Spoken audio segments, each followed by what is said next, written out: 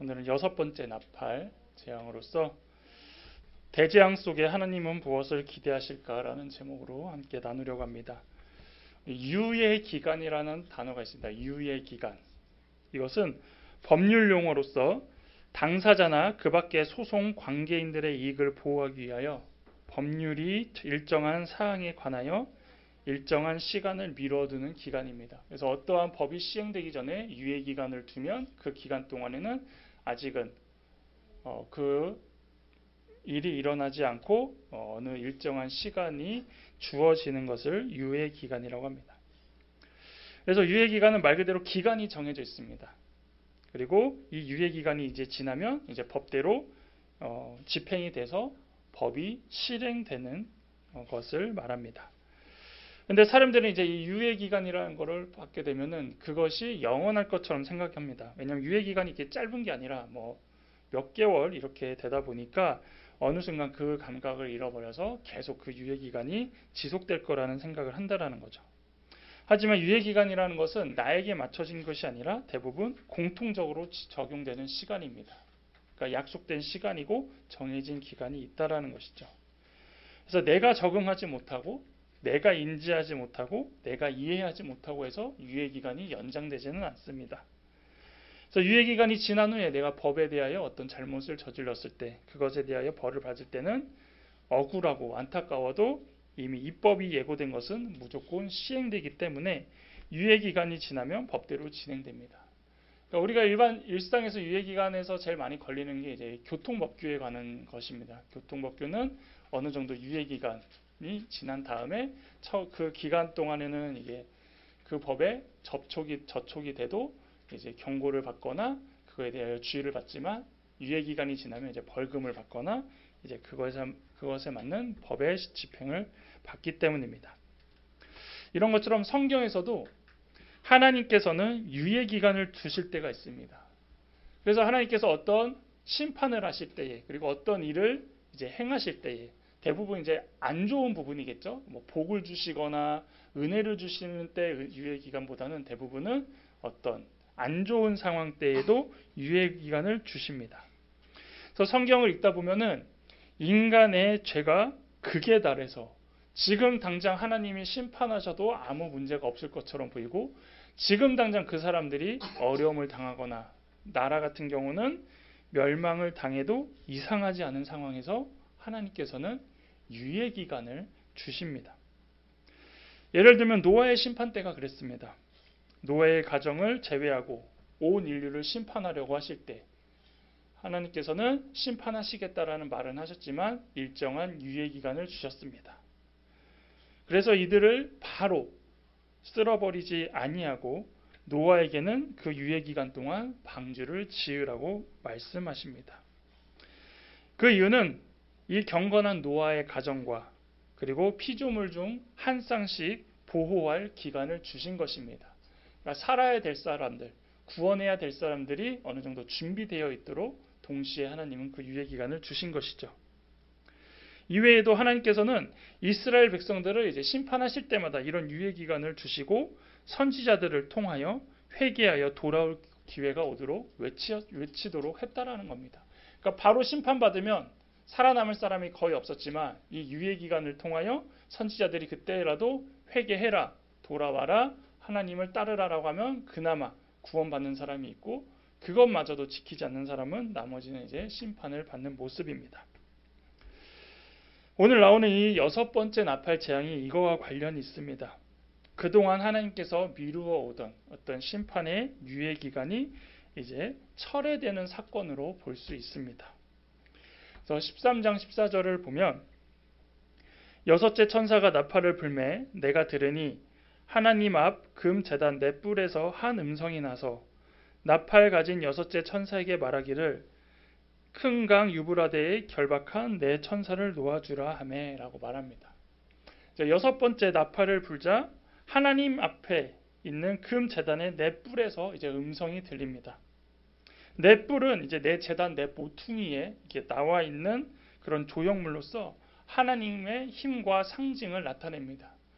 그래서 성막과 그 안에 이제 이 제단은 대부분 이제 하나님의 임재, 그러니까 그 안에서 이제 하나님이 말씀하신다라는 걸 의미하는 것이고, 이 하나님께서 이제 천사들에게 명령을 하시죠.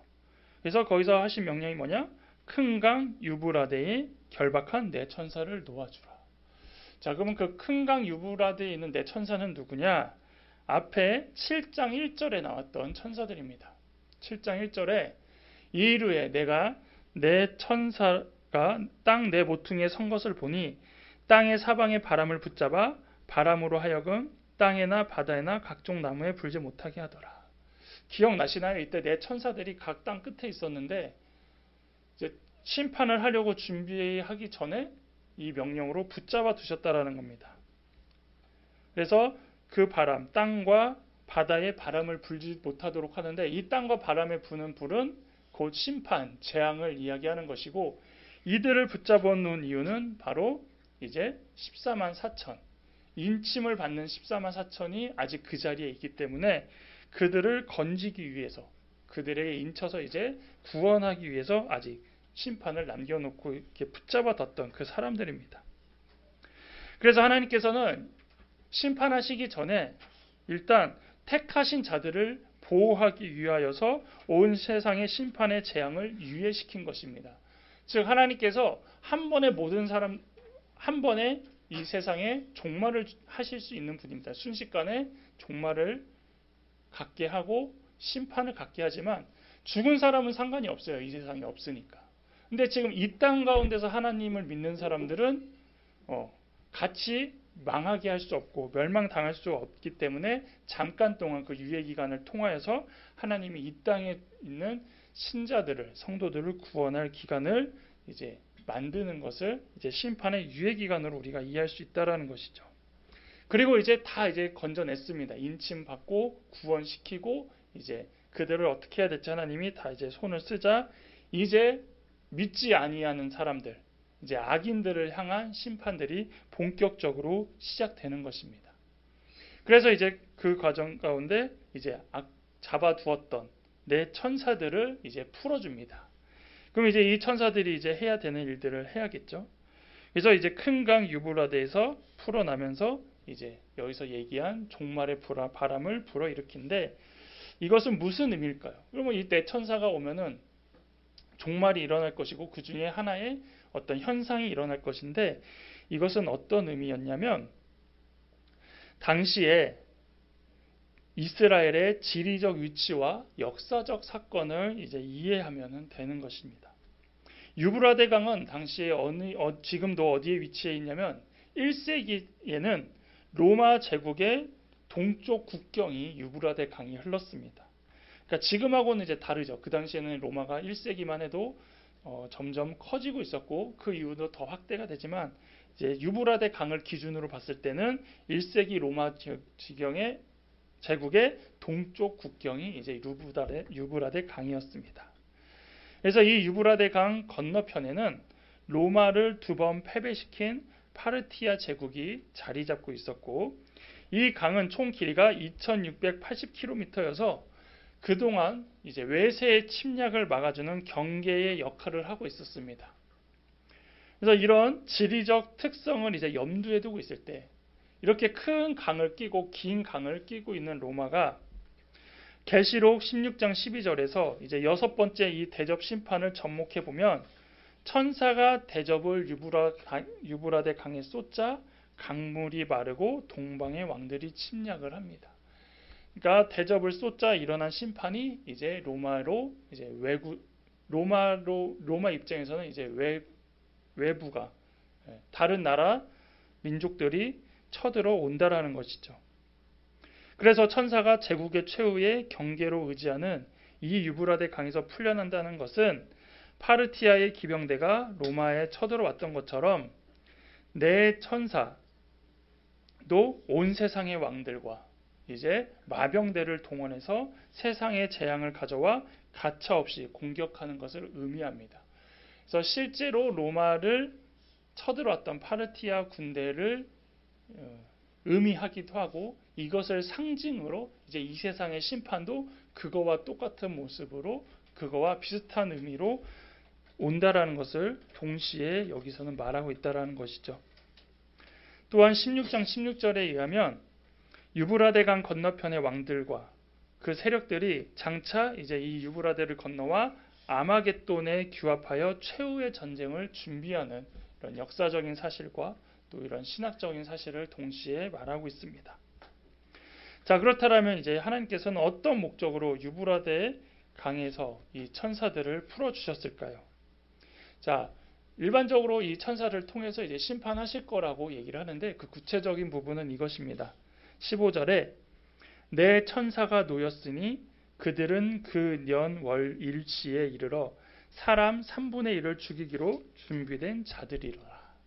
그러니까 이 천사들이 기본부터 이런 준비가 되어 있었는데 잠깐 묶여 있다가 이제 본격적으로 이제 죽이기 시작하는 것인데 이 네 천사들이 세상에 가져오는 이 재앙이 결국에는 하나님의 통치 주권과 섭리에 있음을 의미하고 있습니다.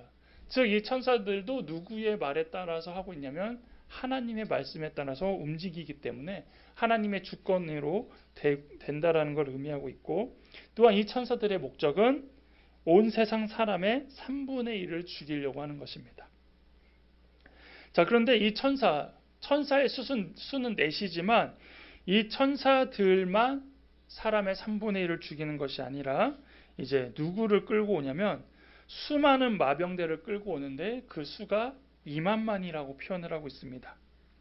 자, 2만만이라는 숫자는 2억입니다. 2억. 그래서 2억 명의 군사가 이제 쳐들어오는 것이죠. 그래서 천사들이 동원한 마병대는 또 지금의 전차 부대와 같습니다. 그러니까 이 마병대라고 표현한 건 뭐냐면 이제 군사 중에도 다양한 보직이 있는데 뭐 창을 끌고 오는 병사, 뭐 궁수, 활을 끌고 오는 궁수 이렇게 있는데 마병은 지금의 전차 부대와 같이 기동력도 있고 힘이 가장 세고 가장 살상력이 있는 그런 군대를 표현하고 있습니다.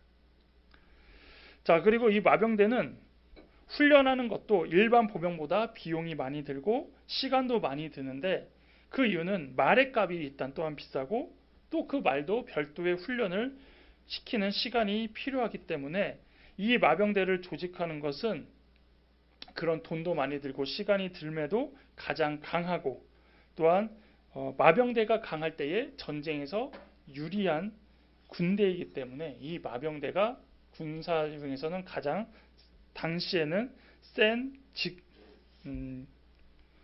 보직으로 우리가 알면 됩니다. 자, 그런데 그 수가 몇이냐면 2억이라는 겁니다. 2억.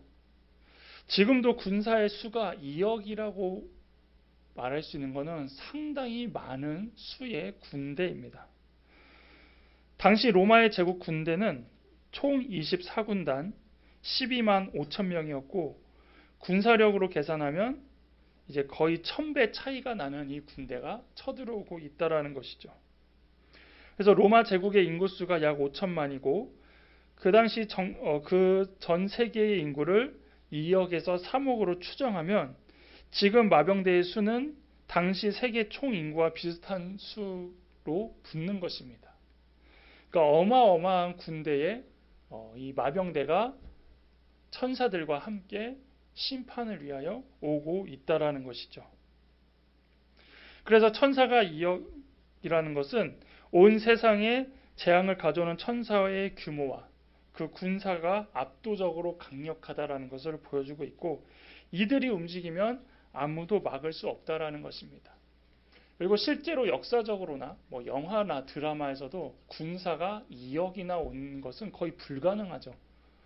왜냐하면 그만큼 군사를 꾸리기가 어렵다는 것입니다. 근데 그 당시 전 세계의 인구와 맞먹는 이 마병대를 천사들이 끌고 온다라는 것, 그 힘과 그 규모가 압도적이라는 것을 표현하고 있습니다. 자, 이 숫자적으로만 봐도 벌써 싸움이 안 되는 수입니다. 그 수를 듣기만 해도 야, 이거는 그냥 죽겠구나, 붙어봤자 바로 죽겠구나 이런 생각을 하게 되는데 그 모습을 또 표현하고 있습니다. 어떻게 표현하고 있냐면 이렇게 표현하고 있습니다. 17절에서 19절에 이 같은 환상 가운데 그 말들과 그 위에 탄 자들을 보니 불빛과 자줏빛과 유황빛 호심경이 있고 또 말들의 머리는 사자 머리 같고 그 앞에서는 불과 연기와 유황이 나오더라. 이 세 재앙 곧 자기들의 입에서 나오는 불과 연기와 유황으로 말미암아 사람 3분의 1이 죽임을 당하니라. 이 말들의 힘은 입과 꼬리에 있으니 꼬리는 뱀 같고 또 꼬리에 머리가 있어 이것으로 해하더라. 자, 그래서 여기서 나오는 말은 기병대가 타고 있기 때문에 일반적으로 우리가 생각하는 말로 인식되어지지만 정작 여기서 설명하고 있는 것은 우리가 생각하는 말이 아니라는 겁니다. 즉 타고 오니까 우리가 일반적으로 전쟁에서 타는 동물이 말이지 않습니까? 그러니까 말을 타고 온다라고 표현은 했지만 그들이 정말 타고 오는 천사가 끌고 온 기병대가 타고 온 말의 겉모습은 이렇습니다. 불빛과 자준빛과 유황빛 호심경. 그래서 이 색깔은 파멸과 심판을 상징합니다. 그러니까 그 말에게 이런 파멸과 심판을 의미하는 그 호심경을 말에게 채우고 말이 차고 있고 그 머리는 사자 같고 입에서는 불과 연기와 유황이 나오고 있습니다. 되게 판타지적이죠. 말의 머리인데 사자 같고 그 입에는 용처럼 불과 유황과 연기가 나오고 있습니다. 그리고 이제 그 불과 연기와 유황으로 사람의 3분의 1이 죽임을 당합니다. 그러니까 뭐 그들이 무기를 갖고 왔겠죠. 뭐 창을 갖고 왔을 수도 있고 칼을 갖고 왔을 수도 있는데 그런 무기에 대해서는 이야기하지 않고 그 불과 연기와 유황으로 사람들이 죽어나간다는 것입니다. 또한 사람을 해치는 것이 이렇게 그 입만을 통해서 죽는 것이 아니라 이제 꼬리를 보면 뱀과 같은 말의 꼬리로 사람을 해칩니다. 그래서 꼬리가 뱀과 같다는 것은 이제 사탄적 성격, 그러니까 사탄이 함께하고 있다는 것으로 해석합니다. 그래서 여기서 나오는 말은 파괴적인 영적인 세력을 상징하고 있다는 것이죠. 그래서 이들의 활동, 이들이 뭐 단순히 오는 것으로 끝나는 게 아니라 이들이 어떻게 움직이는지 모르겠어요. 그냥 일단 몰려와서 뭐 돌아다니는지 아니면 뭐 뛰어다니는지 어떻게 다니는지 모르지만 그들이 일단 존재하고 그들의 어떤 행위를 통하여서 인류의 3분의 1이 죽음을 당합니다.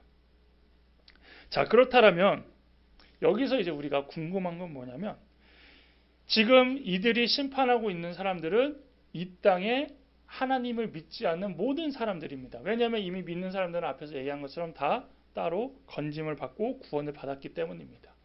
그래서 이 심판을 믿지 않는 사람들에 대한 심판이 이루어지고 있기 때문에 지금 이 땅에 있는 모든 사람을 다 죽여도 문제가 없어요.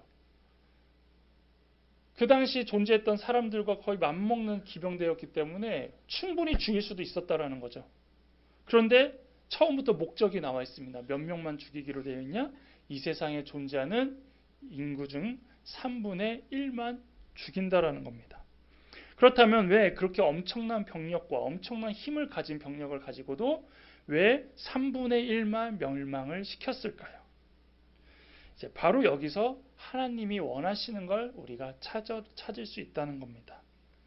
그 이유는 앞의 재앙에서도 3분의 1만 하나님이 심판을 하셨듯이 그 재앙을 통하여 그 심판을 통하여 믿지 않는 사람들이 하나님의 뜻을 알고 다시 되돌아오기를 원하셨다라는 것입니다. 아직까지 너희들이 하나님을 알지 못하고 나에 대하여 믿지 못했지만 이렇게 마지막 때가 다가오고 있으니 이것을 통해서라도 돌아와라 라고 하나님은 그것을 직접적으로 보여주고 계신다는 것이죠.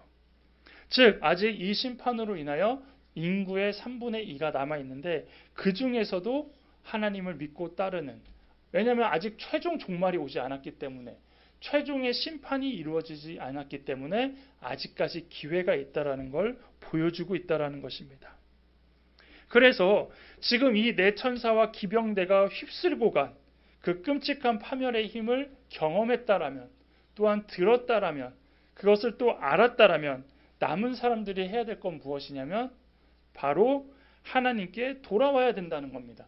아, 이제 정말 하나님이 계시는구나. 아, 이제 마지막 때가 다 되고 있으니까 정말 저런 모든 것들을 이제 해결하시고 심판하시는 분을 우리가 따라야겠구나라고 하면서 사람들이 마음을 돌려야 된다라는 거죠. 그런데 어떻습니까? 남은 사람들이 회개하기는커녕 도리어 그러한 일들을 두려워하며 우상 숭배와 행악에 몰두한다라는 것입니다. 그래서 20절 21절에 이렇게 말하고 있습니다. 이 재앙에 죽지 않고 남은 사람들은 손으로 행할 일을 회개하지 아니하고 오히려 여러 귀신과 또는 보거나 듣거나 다니거나 하지 못하는 금, 은, 동과 목석의 우상에게 절하고 또 그 살인과 복술과 음행과 도둑질을 회개하지 아니하더라. 파멸의 일을 경험했지만 하나님이 나타나셔서 하신 게 아니라 천사들과 또한 천사들이 함께한 마병대들이 와서 그러한 일들을 보이자 사람들은 그것을 하나님의 심판으로 여기지 아니하고 도리어 어떤 우연으로 받아들이고 그리고 자신들이 가지고 있는 더 마음에 있었던 은연에 있는 어떠한 일들을 더 숭배했다라는 것이죠. 그래서 손으로 행한 일들을 회개하지 않았다고 하는데 여기서 손으로 행한 일이란 다양한 형태의 범죄 행위를 모두 말하고 있습니다. 즉 회개하고 있지 않다라는 걸 말하고 있는 겁니다. 마지막 때가 되어가고 있고 심지어 이런 큰 재앙을 보여줬음에도 사람들이 갖고 있는 건 뭐냐면 지금 우리가 갖고 있는 마음과 비슷합니다. 나만 아니면 된다. 나만 그런 어려움을 겪지 않으면 된다. 나는 그런 심판을 받을 이유는 없겠지. 우린 더 잘 준비해야지. 이런 모습으로 살아가고 있다는 겁니다. 또한 우상을 만들고 숭배하는 행위. 이 우상은 일반적으로 우리가 생각하는 어떤 종교적 우상도 있지만 그 이상으로도 하나님이 아닌 내가 의지하고 또 나 자신을 믿는 그 모든 것들을 다 포함하고 있습니다. 그래서 이렇게 우상을 만들고 숭배한 것들을 회개하지 않고 도리어 여러 귀신들에게 절한다라는 것이죠. 또한 이들은 살인, 복술, 음행, 도둑질도 회개하지 않습니다. 여기서 복술은 마술 또는 주술을 의미합니다. 복술의 근본 원인은 하나님을 떠난 우상 숭배에 있으며 이 복술은 때로는 살인을 일으키고 음행을 일으키며 범죄를 조장합니다. 그러니까 이 복술로부터 다 이러한 재앙과 죄들이 시작된다고 말하고 있습니다. 그래서 이것이 지금으로 말하면 가스라이팅입니다. 어떤 사람을 통하여 또 어떤 귀신의 언어를 통하여 그 사람을 죽여야 된다. 아니면 그 사람을 어떻게 해야 된다. 그래야 너가 해를 당하지 않는다. 어려움을 당하지 않는다. 지금도 보면은 이상한 사건 사고들을 보면 이렇게 가스라이팅 되면서 그 사람을 죽여야 했다. 그 사람을 때려야 했다. 어떻게 범죄를 저질러야 했다. 이런 얘기가 어느 순간 우리 주위에 들려오는 것처럼 성경에서는 이미 이거에 대하여 다 말하고 있고 이것이 곧 이제 마지막 때에 일어나는 모습으로 알리고 있다라는 것이죠. 자, 이제 나팔재앙으로 인류의 3분의 1이 죽어갑니다. 그런데 아이러니하게도 남은 사람들은 더욱 마음이 강팍해져 마치 과거에 바로 왕이 완고하게 하나님께 돌아오기를 거부하는 모습을 이제 우리 주위에서도 찾아볼 수 있다라는 것이죠. 이럴 때 하나님은 어떻게 하실까요? 하나님이시라면 어떤 마음을 가지실까요? 괜히 내가 이런 시간을 주는 게 아닐까? 차라리 더 빨리 끝내버릴까? 이렇게 생각할 수도 있습니다. 하지만 그렇지 않다라는 것이죠. 하나님께서는 마지막 7째 나팔을 불기 전까지 이 땅에 이제 증인들을 보내주신다는 것입니다. 그리고 이 소망의 이야기가 이제 10장과 11장에 일어납니다. 그러니까 지금까지는 천사를 보내고 어떤 자연을 통하여서 이런 심판의 모습을 보여주자 사람들이 이제 그것을 하나님이 하신 게 아니라 어떤 자연의 이변과 또 자연의 어떠한 기이한 모습으로만 받아들이니까 이제는 증인들을 통해서 이제 마지막 심판 전에 한 번 더 기회를 주신다는 것이죠. 그래서 하나님께서는 마지막까지도 이러한 절망적인 인간의 상황에 끝까지 포기하지 않는 모습을 보여주고 계십니다. 그리고 신실하신 하나님께서는 끝까지 붙드시고 기회를 주신다라는 것을 우리는 알 수 있습니다. 하지만 현재 우리가 속해 있는 사회나 가정, 그리고 우리가 생활하는 일터와 환경 등 다양한 모습과 상황에서 시간이 지날수록 어떻습니까? 하나님을 향해 살아가고 하나님을 찾는 모습으로 살아가는 것이 아니라 도리어 하나님을 떠나고 하나님을 멀리하고 지금도 하나님과 더 멀어지는 모습으로 살아가는 이런 모습으로 살아가고 있다는 것이죠. 실제로 과거부터 지금까지 복음이 전해졌습니다. 그럼 복음이 전해지면 어떻게 돼야 됩니까? 하나님을 믿는 사람들이 더 많아지고 하나님을 안 믿는 사람이 줄어들어야 되는 게 이론적인 거죠. 근데 어떻습니까? 하나님을 과거보다 더 많이 전해지고 과거보다 더 확실히 보여주시고 과거보다 더 이해시켜 주시지만 도리어 하나님을 믿는 사람들이 줄어드는 모습이 나타나고 있다는 거고, 또한 이런 상황일수록 신기하게도 더 우상에 매달리는 모습으로 나아가고 있다는 것입니다. 심지어 주의 자녀들, 믿는 사람들도 복술과 주문과 부적에 의지하며 다양한 민간 신앙을 무의식적으로 따르는 모습으로 살아가고 있다는 것이죠. 그래서 우리는 이런 부분 때문에 분별해야 됩니다. 가끔은 이것을 문화라고 생각하기 때문에 대수롭지 않다라고 생각하고 그래도 된다라고 또 얘기를 하고 또 누구는 재미로 한다라고 말은 하지만 이 모습이 바로 우상에 매달리는 모습입니다. 그리고 이러한 모습은 교회에서부터 잘 정화시켜 나가야 된다라는 것입니다. 이런 시대와 모습 가운데 이제 우리는 어떠한 모습이 되어야 할까요? 우리는 사랑하는 사람이 죄와 사망의 늪에 빠져 있다면 건져내야 합니다. 유일한 방법은 복음으로 건져내고 진리로 건져내는 방법밖에 없습니다. 곧 유예기간이 끝납니다. 유예기간이 끝나면 이제 진짜 마지막이 된다라는 것이죠. 지금 하나님을 떠나 있는 사람, 또한 하나님을 이미 떠난 사람들에게 아직 기회가 있다라는 것입니다. 그리고 그것을 이제 알려줘야 되는 것입니다. 그들이 돌아올 기회, 다시 하나님을 만날 기회가 있다라는 것을 끊임없이 우리는 이야기해야 합니다.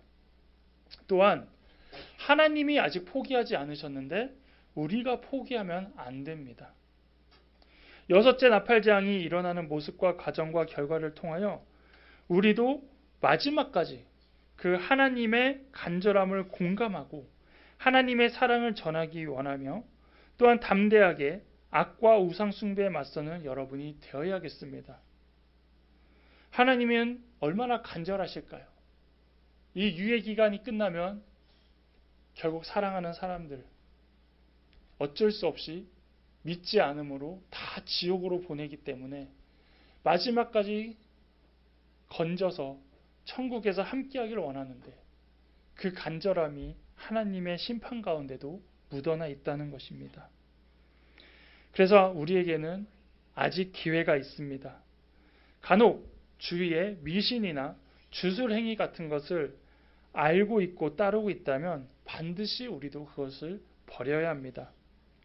또한 여러분 주위에 우상숭배와 복술과 주문에 의지하는 사람들이 있다면 그들에게 하나님의 복음과 진리를 끝까지 전하면서 우리도 하나님한테 복된 모습으로, 그리고 주위에 하나님을 떠나 있거나 하나님을 모르는 사람들에게는 우리를 통하여 또 하나님의 복을 받는 모습이 되기를 바라겠습니다.